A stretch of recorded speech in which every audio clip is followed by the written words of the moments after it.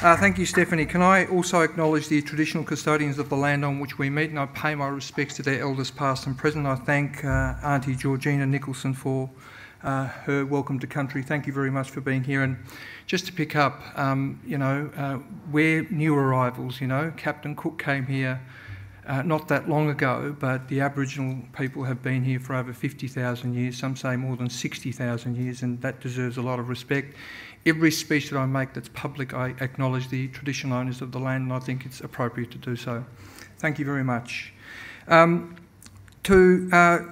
good friend Kimon Taliadoros, President of the Football Federation Victoria, thank you for organising all of this. I think it's very important, of course, that we have a good relationship with FFV, particularly in terms of how we grow the game, and I think it's an organisation that works with government, and I know that we've got a lot of work to do in terms of going forward, so thank you for organising today, Kimon. To Emma Highwood, the Head of Community Football Development and Women's Football Federation Australia, to Miss Moya Dodd, Board Member, Football Federation Australia, to the newly appointed Bridie O'Donnell. Where are you, Bridie? There you are. Bridie's hit the ground running. She's just been appointed as, of course, the head of the Office for Women in Sport and Recreation in SRV, and what a great appointment that was, really. And I've seen some of the work she's already done, and she worked just before Melbourne Cup Day she started. So, and I noticed that she was working right through. So thank you very much. I know that you've got a few things to say today as well. Distinguished guests, ladies and gentlemen, it's a great honour to be here, of course, as the Minister for Sport in the sporting capital, and also the Minister for Major Events, and of course, which means that sport and major events do fit together very nicely. And of course, as you know, we're also the major events capital of the nation as well, having some of the blockbusters that we do. And we have a lot of men's football. Obviously, we had Argentina, Brazil come to town and fill the stadium, which is the MCG. 100,000 people attended that. And we've had the top 10 players of men's football in Melbourne through the various games that we've held at the MCG, and filling that stadium almost every main game that we've had there. So that creates a sense of excitement, obviously. It creates a sense of excitement in the football community. Whether it be boys or girls, I think there's inspiration that's gained from that top talented men players. And what's not really seen is the talent in amongst the women's players. And you've got a few of the photos behind me, and can I just say I'm a huge fan of Lisa Devanna. She's 33, not the oldest player, but the most experienced player on the team. And of course, when you consider how young the youngest player is, and Ellie Carpenter is only 17, and she's the youngest player in the squad, and she was 15, the youngest Australian Olympian at Rio in 2016 Olympic Games, and she was the youngest ever female footballer to compete at the Olympics. What an honour. And that's what it's all about. We've got a great game tonight, and clearly, hopefully, we'll get a lot of people there. The Matildas have performed really well. I think they've put women's football on the map. In the Team of Nations, of course, when you consider that very important competition, beating the USA, and not only beating the USA, but also beating Brazil, who we know are very good at football, on 2 occasions, on 1 occasion 6-1. I mean, that's really saying something. That's sending a message. We're a large country with a small population. Per capita, we have some of the best athletes in the world, considering how many tournaments we win. And so it's important to capitalise on that. It's important to create that inspiration amongst the 51% of our population who are female. And my government, I'm very pleased to say, have been working very hard to not only increase participation of females in sport, but also in administration. We're the first state government that have allocated the largest amount of money in female participation. It was our headline policy commitment leading up to the election in 2014, where we allocated some $10 million for female change rooms, because females need to feel comfortable when they go to a sporting club. It's been a boys' club for a long, long time. I know because not only have I played football in my time, but my 5 children have played football, of which 4 of them are boys, and it was easy for them. But the one girl that I have, She's 25 now. Over 13 years ago when she played under 12s, it was hard to find, well, there was no female team. She had to play in a boys' team. And of course that meant that she couldn't do all of those the fun things that teams do. Get together in the change rooms and talk about stuff, the game before and the game after. Not get changed in the car, not get changed at home, not go home to have a shower. I mean, that's what she had to put up with, and that's a shame. So things are changing, things are on the up, and if government doesn't concentrate on it, then obviously things can't move as quickly as they are. We're proud to say that South Australia has copied identically our female participation amount of monies that were put into female change rooms. They've matched the $10 million. We're now at $14 million, by the way. Queensland have done the same. They're not ashamed. We have sports ministers' meetings every so often, twice a year, federally. And every state outlines what they're doing for sport in their state. And obviously other states have been listening, and we're leading the way, and they're copying. Oh, that's great. That's what we need. We need that sort of positive copying that goes on so that women's sport can advance. I was just on FNR radio yesterday, Football National Radio, which is a great radio station, by the way. You should listen to it. And just promoting the game that we all love. And while I was waiting before I was coming on air, there was an ad which actually said there are 3.9 million football players in the nation that play some way, shape or form.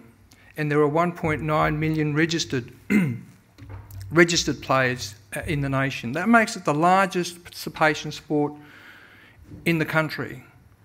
And so, and what we want to do in this state, through the FFV, through the FFA, every opportunity I get as the Minister for Major Events, whenever we have a men's competition, I insist upon, where possible, to have a double header.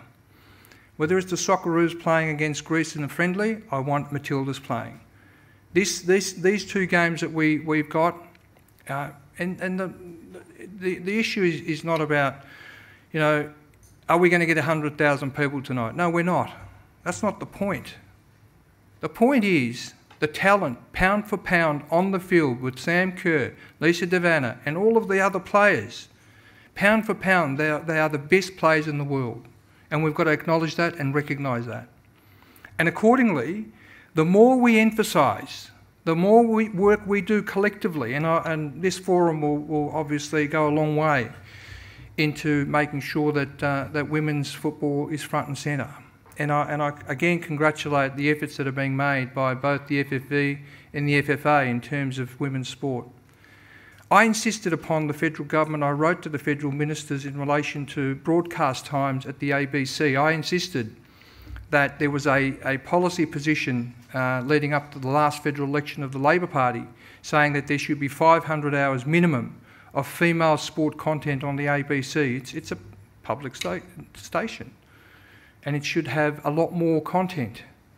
Unfortunately, the current government, it wasn't a bipartisan approach. Though this game will be broadcast on the ABC and Fox, which we're really appreciative of, they need to do more. We need more broadcasting of females' sport.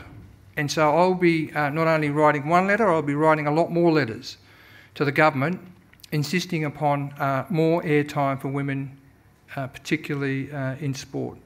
And so what are we doing as a government?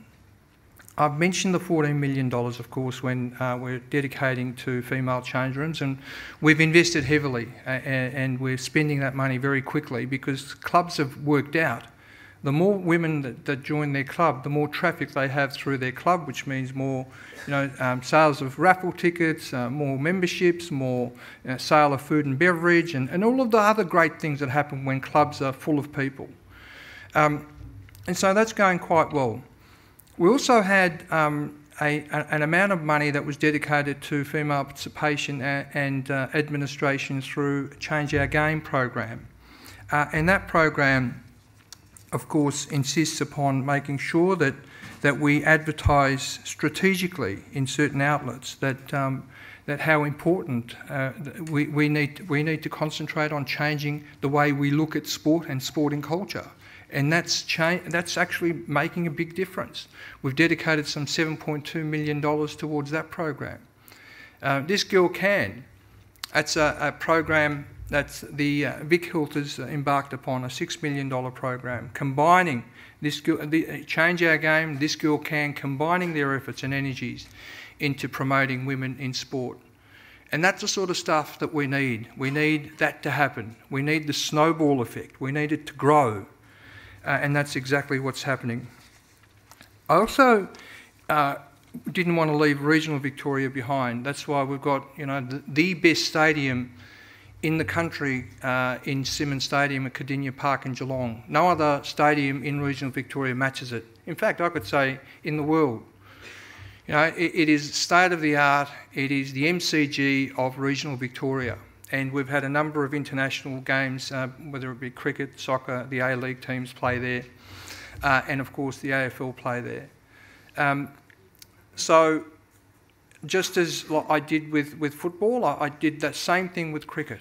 And participation rates is going up on all codes, but particularly football. So when the Australian team were playing Sri Lanka, I insisted upon the Southern Stars playing as well, so that happened.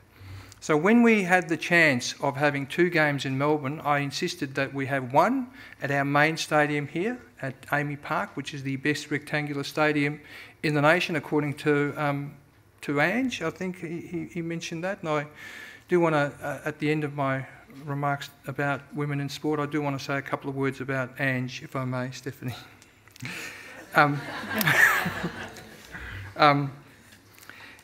So that game on Sunday will be very important. It will be important in a number of ways. A, we're utilising a fantastic ground, and it's good for the economy. You know, the thousands of people that flock to that ground, spend some money in Geelong, as they will spend here. I'm sure that there'll be interstate travellers and even international travellers to see their team in China playing at AAMI.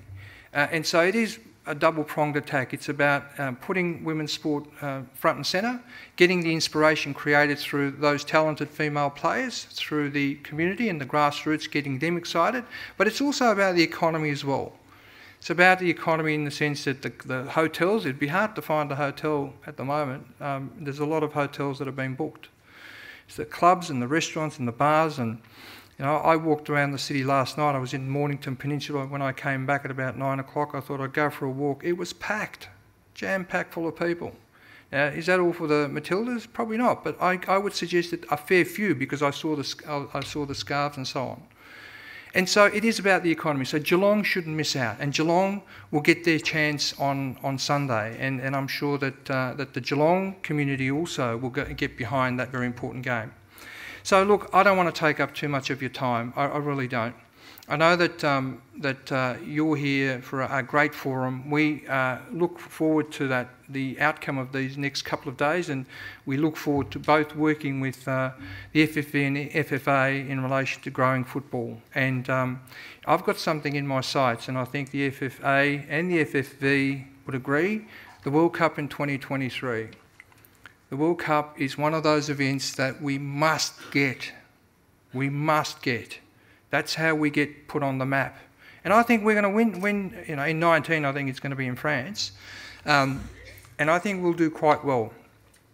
But in 2023, I truly believe that if that World Cup is here, we will win the World Cup. So I think the FFA, the FFV, the state governments and the federal government need to all work cooperatively to make sure that we get the World Cup. Ange been a great coach. He's got us to 5 World Cups, and now he's made the determination to move on, and that's entirely up to him. He's been an honourable man. He's tried his best, and I think he's decided on his own terms that he's going to call it a day. I pay tribute to him. He's a great man, and I wish him all the best for the future. But tonight, go Eren. Eren is one of the best coaches in the world, and of course he's coaching one of the best teams in the world. So have a great day. I hope you have a good forum, and I look forward to working with all of you. Thank you.